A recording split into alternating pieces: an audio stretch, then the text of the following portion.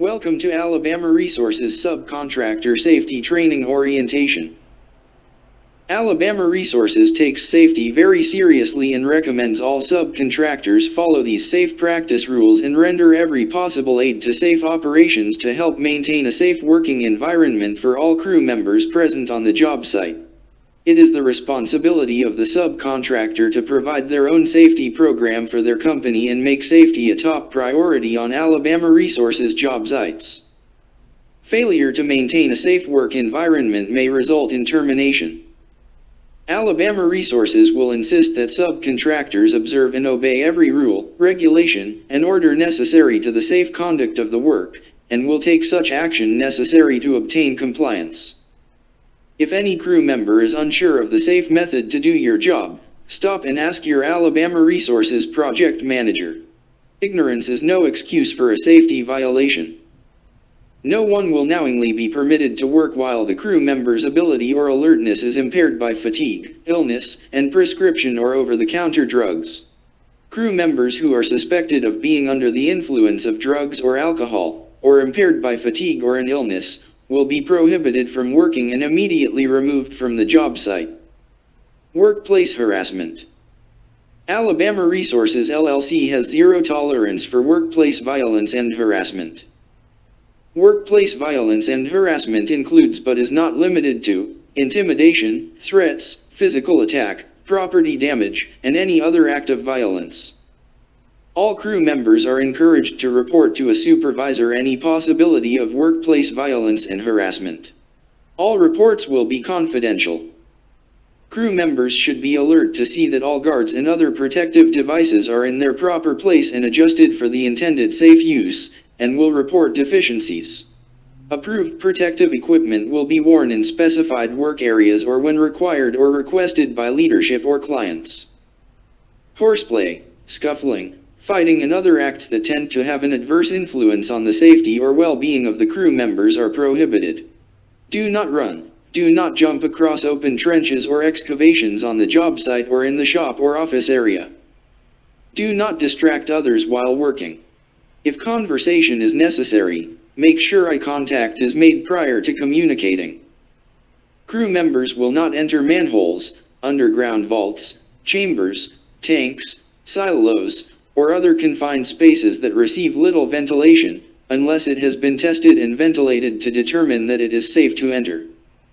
Materials, tools, or other objects will not be thrown from trucks, trailers, equipment, buildings or structures until proper precautions are taken to protect others from the falling objects. It is recommended that crew members cleanse thoroughly after handling hazardous substances. Report any chemical exposure-related safety issues to Alabama Resources supervision. Gasoline or other flammable liquids will not be used for cleaning purposes. Possession of firearms, weapons, illegal drugs, or alcoholic beverages on company or customer property or the workplace is strictly prohibited. All injuries will be reported promptly to your supervisor so that arrangements can be made for medical and/or first aid treatment. Safe footwear. Thousands of work hours are lost every year due to foot injuries. The three main foot-related injuries that are experienced by employees are ankle injuries, impact injuries, and puncture injuries. Proper foot protection will dramatically reduce the chance of these injuries, as well as slips, trips, and falls. Basic foot care.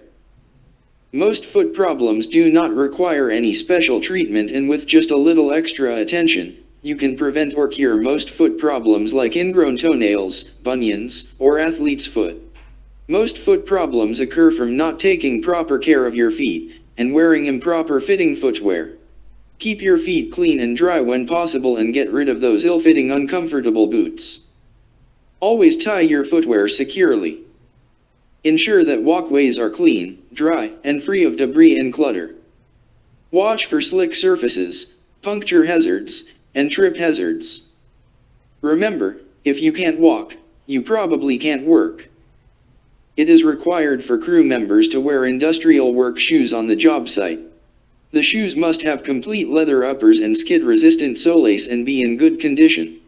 Steel toe protection is recommended. Athletic style shoes, tennis shoes, Open-toe shoes, plastic, or vinyl shoes or shoes with decorative accessories are not allowed. Steel-toed. Steel-toed boots dramatically reduce the chance of foot impact injuries. Steel toe or reinforced toe protection must be worn at all times. If the steel toe or reinforced toe footwear becomes damaged, it must not be worn. Additional protection such as metatarsal foot guards are recommended when using jackhammers or compactors. Hard-soled work boots. It is necessary to wear hard-soled footwear whenever working in conditions where it is likely that an employee may sustain a puncture wound by stepping on a sharp object such as nails, glass, or sharp metal. Generally, most sturdy leather work boots will suffice. Non-skid footwear. It is necessary to wear non-skid footwear when working in potentially slippery conditions. Conditions such as wet or slick surfaces are especially hazardous. When working on roofs or other elevated surfaces, it is necessary to wear comfortable shoes that fit well and have non-skid tread. Chemical-resistant boots. A hard rubber or vinyl composition boot is generally used in areas where chemical hazards are present, or where work conditions are normally wet, such as concrete work. These boots should be seamless slip-on footwear which is of sufficient height to protect the leg from contact with splashing liquids. Wear only footwear that fits comfortably and properly. Always keep your laces securely tied. Wear boots that cover the ankle or high-top work boots. Hard hats.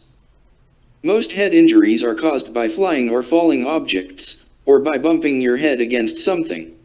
The prevention of head injuries is an important factor in every safety program. Hard hats must be worn on job sites where overhead hazards exist.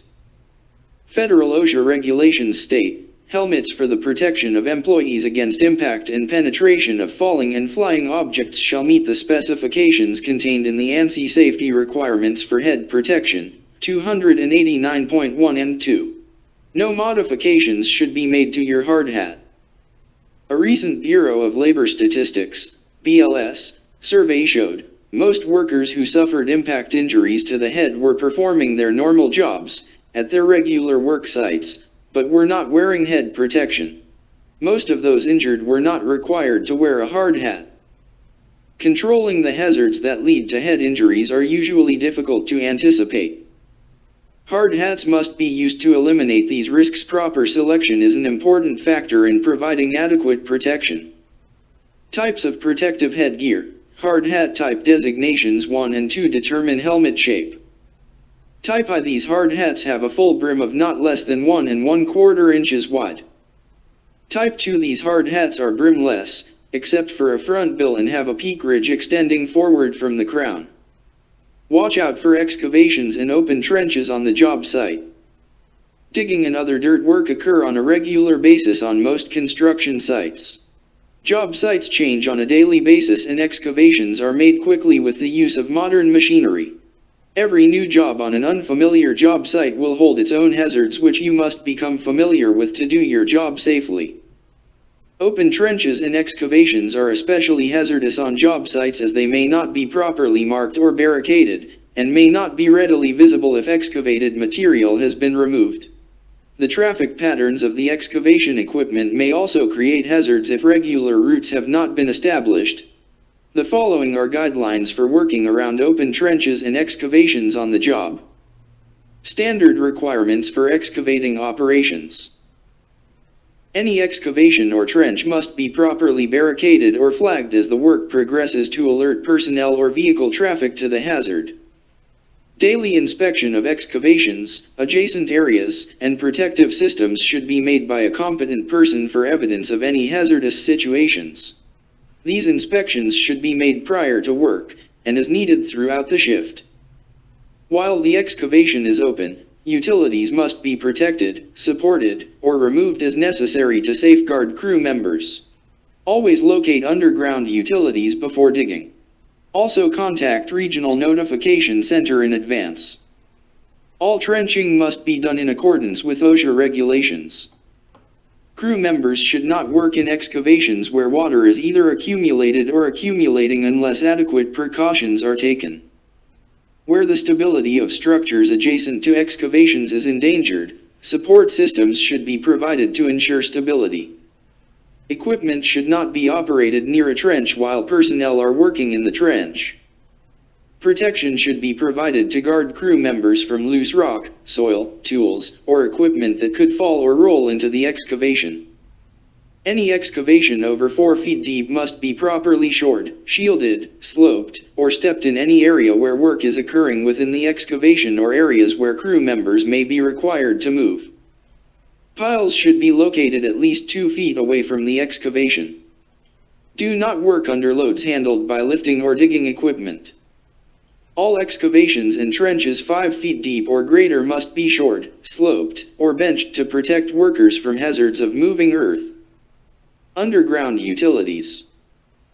To protect the health and safety of the crew members in public, certain procedures are necessary to ensure that personnel performing excavation and demolition operations know of the location of underground utilities in the excavation or demolition area.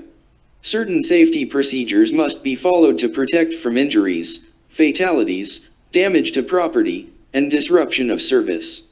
Utility locating services, commonly called blue stake, or the individual utility operators involved in the work area must be advised of the intent to excavate at least 48 hours prior to digging. Locator services are paid by the utility operator and will mark locations within 2 feet of existing lines. The following procedures should be followed. All personnel involved in the operation must be familiar with procedures regarding locating and exposing utilities, as well as protection from exposed utilities. All personnel should be familiar with emergency and evacuation procedures for the excavation area and the area occupants. Crew members involved in excavation should be familiar with the color code for specific utilities as follows. Red, electric distribution, transmission, and municipal system lines. Yellow, gas, oil, and petroleum, dangerous materials, and product and steam lines. Orange, telephone, telegraph, police, and fire communications, and cable television. Blue, water and slurry systems. Green, sewer systems. Also note our general housekeeping guidelines advise that you keep a clean job site. Thank you for completing Alabama Resources Subcontractor Safety Training Orientation.